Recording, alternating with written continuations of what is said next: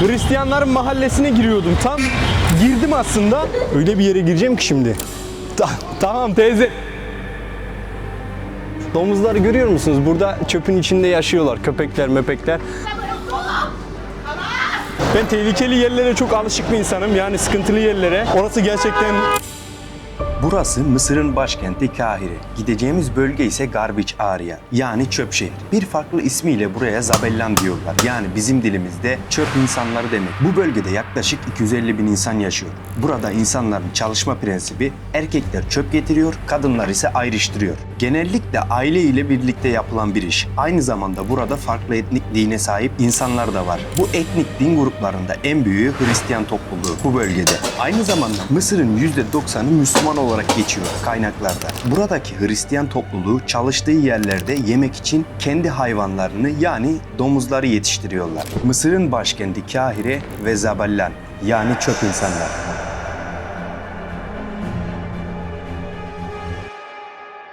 Hepinize merhaba, ben stajyer Seyyah. Mısır'ın en tehlikeli yerlerinden birisi olan çöp dönüşüm merkezine geldik. Başkent Kahire'deyim. Burası gerçekten turistlerin hiç kimsenin uğramadığı yer diyebilirim. Burada geri dönüşüm işiyle uğraşıyorlar insanlar. Çöpleri dönüştürüyorlar. Bunların işi. Şimdi burası mahallenin başlangıcı.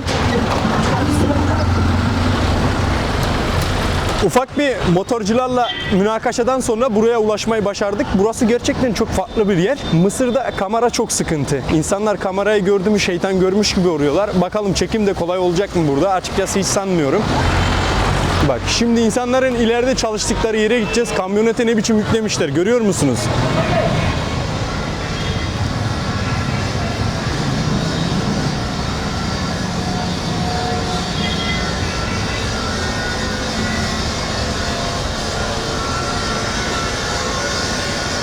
Şuna bir bakın. Bu videoda birçok kez birileri müdahale edecektir. Umarım başımıza kötü bir şey gelmez. Mısır'da daha önceki videolarımı izlerseniz insanların müdahalelerini görebilirsiniz. Kamerayı gördüler mi kendilerini çok kötü hissediyorlar niyeyse. Açıkçası size bir şey söyleyeyim. Müslüman ülkelerinin hepsinde böyle diyebilirim. Neden diye sorarsanız çünkü kadınları, kızları çektik diye ya da veyahut da öyle düşünerek saldırıyorlar. Yani kendilerinin de saldırma imkanını varsayıyorlar. Kadınları, kızları çektik diye.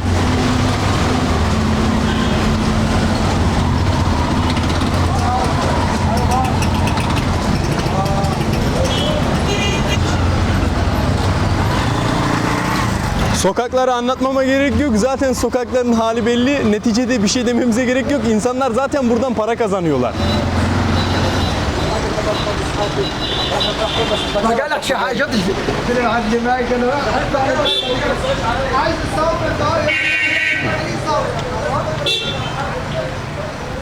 Adamlar. Binalarımız da bayağı eski. Selamünaleyküm.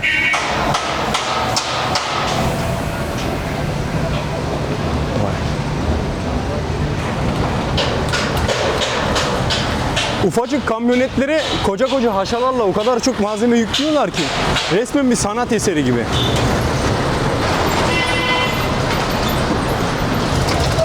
Bakın abim gördünüz mü? Tavukları, kazları yüklemiş motorun arkasına götürüyor.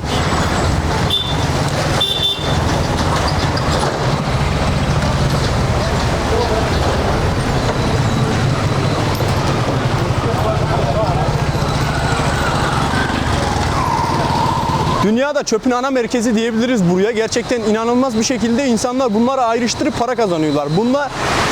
Burada öyle bir koku var ki kokudan bahsetmek istemiyorum çünkü hissedemeyeceğiniz için. Burada insanlar bunun üstünden para kazanıyorlar ve bu kokuya maruz kalıyorlar. Çok farklı bir yer açıkçası. Baksanıza. Sinekler minekler had safhada. Bak burası mesela bir çöplük görüyor musunuz? Orada ayrıştırmıyorlar.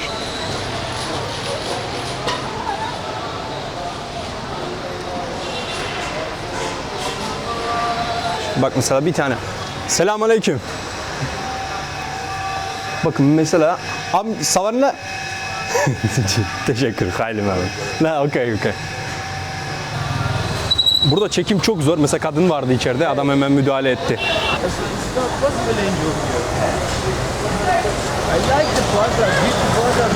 İçeriye bir girdim, kadınlar çöpe ayrıştırıyordu. Adam hiçbir şekilde kabul etmedi. İlk önce burada bir şey yapıp etmeden önce bir şeyler sormamız lazım.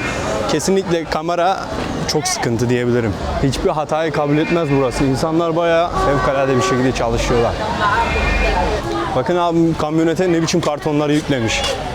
اي خدمه هي ناقصه صوريه ما مصوره زين مصور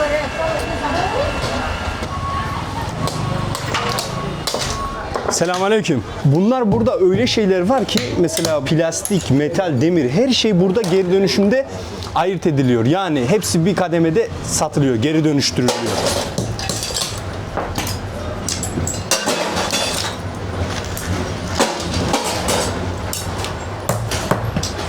İnsanlar neden bu kadar kameraya soğuk olduğunu bilmiyorum ama neticede başımıza büyük iş alabiliriz burada kamera yüzünden. Bizim İranlı arkadaşımız kendini çok kötü hissediyor. No, we go to down. Ali. Don't worry, come on.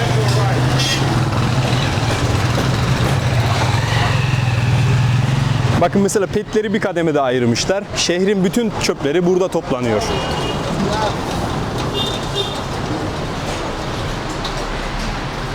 You know, in Germany, for all the bottles, you have to pay, Yes, I know. and you give it back. You get your money.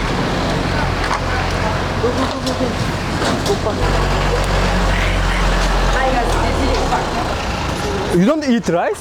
Oğlum bunu yiyorsunuz mu? رايس رز Ha. It's dirty right? ايوه Aa, bunu yemiyorlar. Selamünaleyküm. Onu yiyorlar sansaydım çok kötü olurdu ya.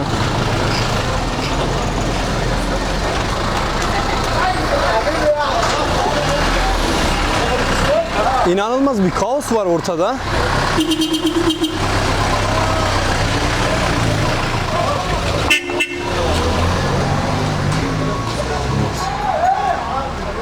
Çekim çok zor arkadaşlar. Herkes çok müdahale ediyor burada. Ama inanabiliyor musunuz? İnsanlar burada parasını kazanıyorlar.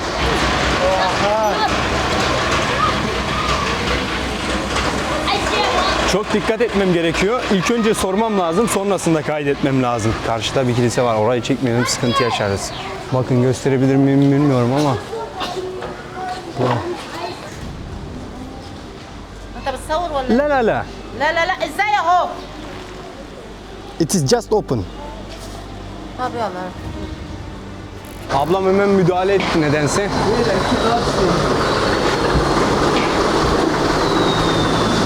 Arkadaşım ölecek galiba. You say anything. What?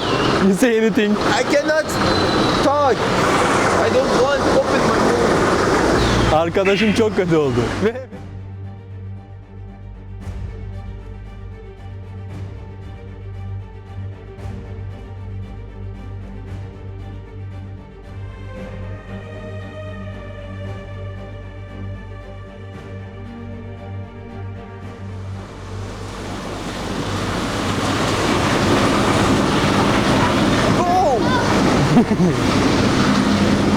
Selamünaleyküm. Do you know speak English? لا بس فوق الحرخ نزلت I want to see just pork, you know. ما فيش حلوف You are my mother. ايش حلكم في معزه Please, please, just I work. Just. Yeah. ما فيش Şimdi teyzelerimden öyle bir zor izin aldım ki içeriye gireceğim. Sizde orada domuzlar var. Domuzları göstereceğim. Bakın. Ablalarım çok zor izin verdiler. Öyle bir yere gireceğim ki şimdi. Anasını satayım. Köpekler var. Oha. Oğlum köpekler saldırdılar. Bakın şimdi domuzlar yaşıyorlar burada. Oğlum nasıl gideceğiz? Her tarafta fare mare var ya. Oha domuzlar horluyor. Oğlum. Burada domuzlar var. Aman Allah'ım ya.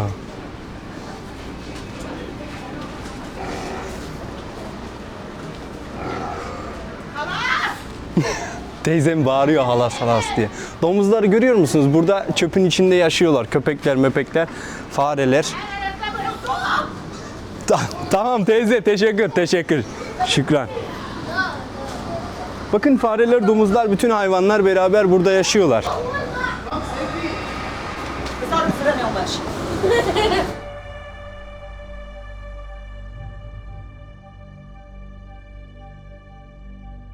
صار خالص Talebe, انت تعبان talebe. انت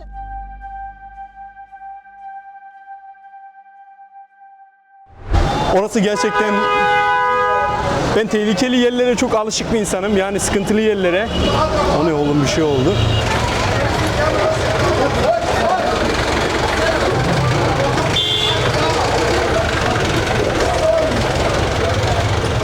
Çekim çok zor, gösterebildiğim yerleri gösterebildim. Buraya bir tur rehbersiz falan yani Arapça bilmeyen kimseyle geldim. Neticede herhangi bir tane kadını gösterdiğimizde gerçekten böyle inanılmaz sıkıntılı şeyler çıkıyor ortaya. Bizde Mısırlı insanlar biraz böyle tehlikeli, yani agresifler. Bir anda saldırabiliyorlar açıkçası.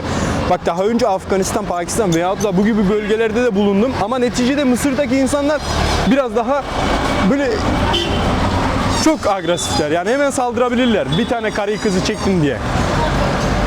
Fazla da insanlara müdahale etmek istemiyorum yani. Çünkü zaten burada ekmek paralarını kazanıyorlar. Biliyor musunuz? O yüzden her şeye çok dikkat ediyorum.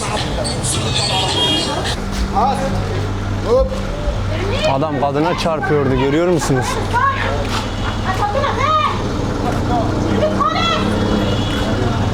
معلش يا خالد معلش يا صفا فين انا جاي يلا بقى هتدمر معلش Ortalık kilit oldu. Tam Hristiyanlar mahallesine giriyordum tekrardan ama kadın bağırdı, çağırdı, çok kızdı. Vay be, aslan dayılarım.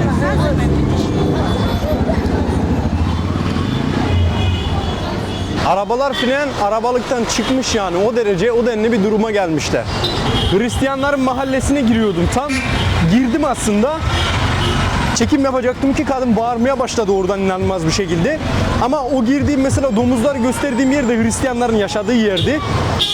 Çünkü düşünsene, domuz eti yiyorlar içeride. Onlar orada besliyorlar. Aslında büyük büyük binaların içinde böyle yerler var. Maalesef içeri giremiyorum dostlar. Böyle herkes size saldırıyor böyle.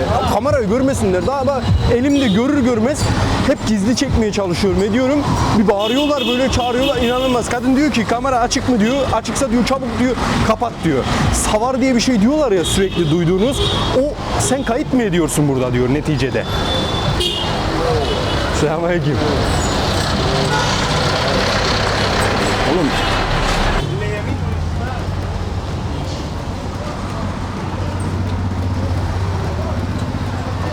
Çok hayret edici bir yer. Çünkü düşünsenize insanlar, bakın ömrü hayatında bir kişi bile buraya geldiyse, ben kokuya falan böyle biraz bağışıklık kazanmış bir insanım. İnanılmaz bir koku var. İnanılmaz bir atmosfer var. İnsanlar hem burada yaşıyorlar hem de çalışıyorlar gerçekten.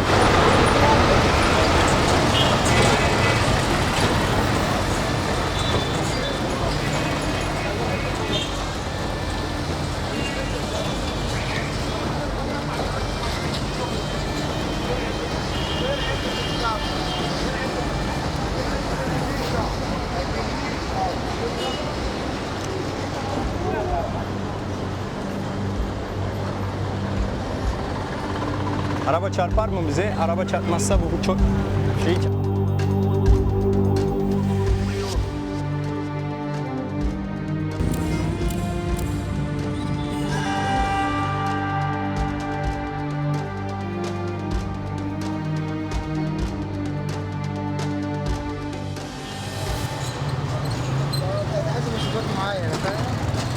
Çuval çarpar. İsmini bile söyleyemedim çünkü canımla uğraşıyordum.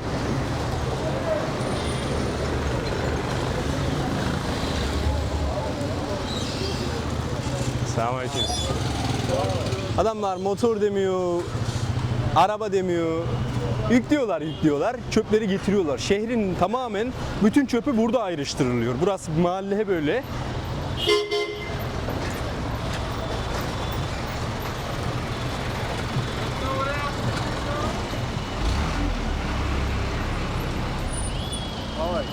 Selamünaleyküm.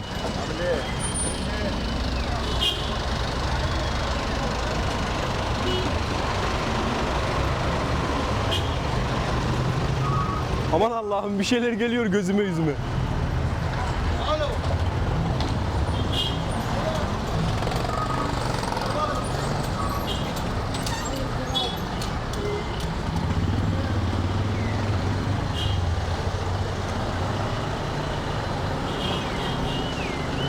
Bakın görüyor musunuz? Adam karşıda nargile içiyorlar. Araplarda inanılmaz bir nargile sevgisi var. Adam böyle bir atmosfer var, böyle bir yaşam var, yaşantı var.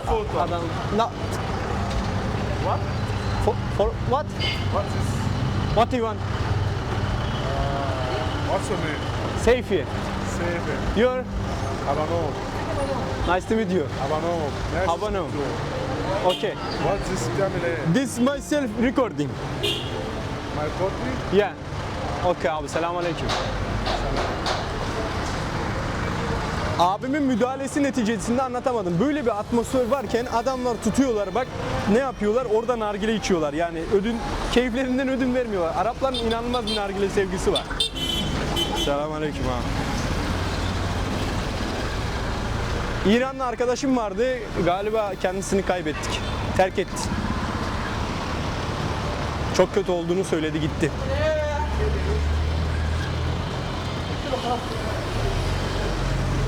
Galiba girdiğimiz yer burasıydı sokağın içine.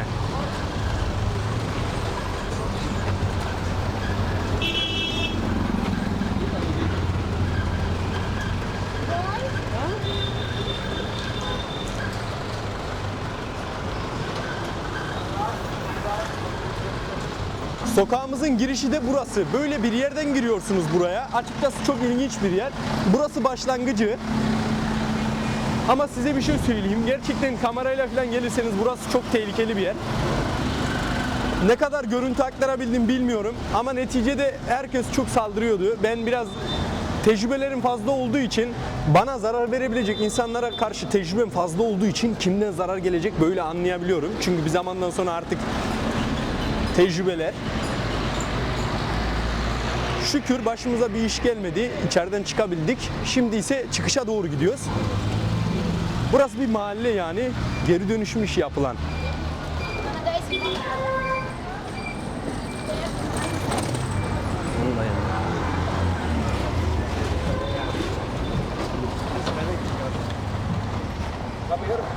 La, where are you going? Come here. La, Come dün, here.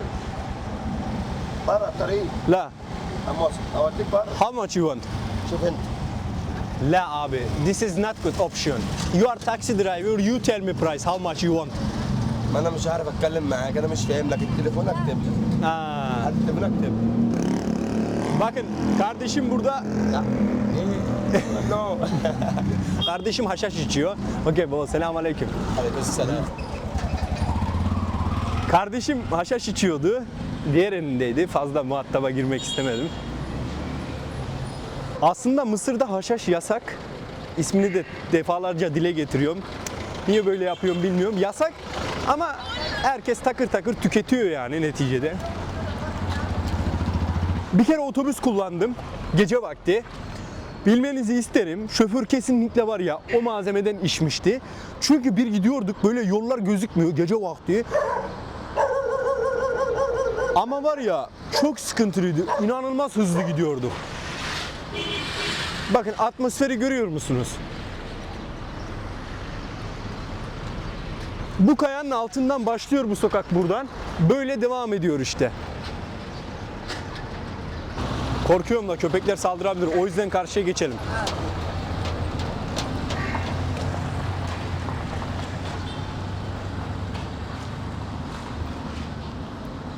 Köpeklere falan dikkat etmek gerekiyor. Burada tutup da bir an saldırıp bir ısırırsa inanılmaz sıkıntı yaşarım. Sağlık olarak çok sıkıntı yaşarım. Bir de nereye gideceğim, nasıl tedavi olacağım o da çok sıkıntı. Neticede köpeğin ısırması değil, her taraf köpek. Bu kadar bakterinin içinde bunlar neyle besleniyor, neler yiyorlar, ediyorlar. Bu beni ısırırsa ben nasıl tedavi olacağım? İşte nasıl bir bakteri, hastalık kapacağım o da var.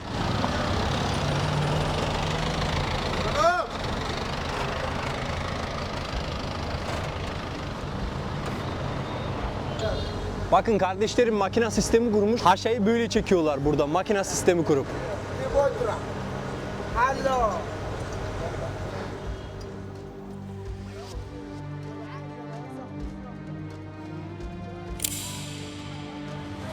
Herhalde kardeşim iyi takamadı. Patron arkada bağırıyor. Sen nasıl taktın diye.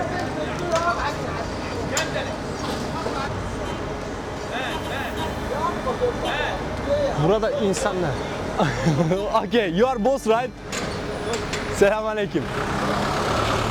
İnsanlar burada kaç paraya çalışıyor bilmiyorum. Selamünaleyküm abim. Ama bilmenizi isterim çok düşük miktara çalışıyorlar. Burada hem yaşıyorlar hem çalışıyorlar.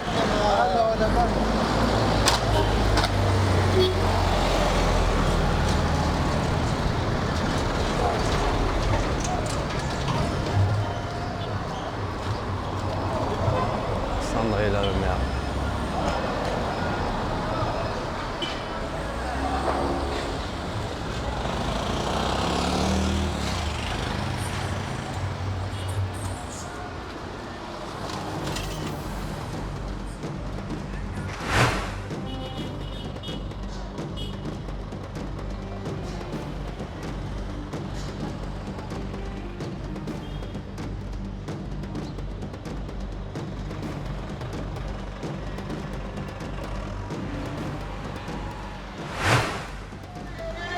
Mahallemizin girişi burasıydı.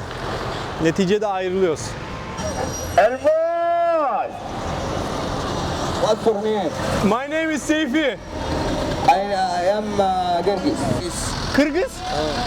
Kırgız. Ana Gergis. Kırgız. Allah Allah. Ben de yapayım abi. Elma. Elma var arkadaşlar. Only banana. Banana. Aslan abim burada muz satıyor. Çilek satıyor. Kilosu ne kadar diye sorarsanız kaç para kilosu? Ben de bilmiyorum ki. Abi şükran. Şükran. God. Abi şükran. Böyle kilosu kaç para diye sorarsanız bunun kilosu 1 kilosu 10 TL. Mandalinin kilosu 10 TL. Uygun açıkçası fiyatlar ya.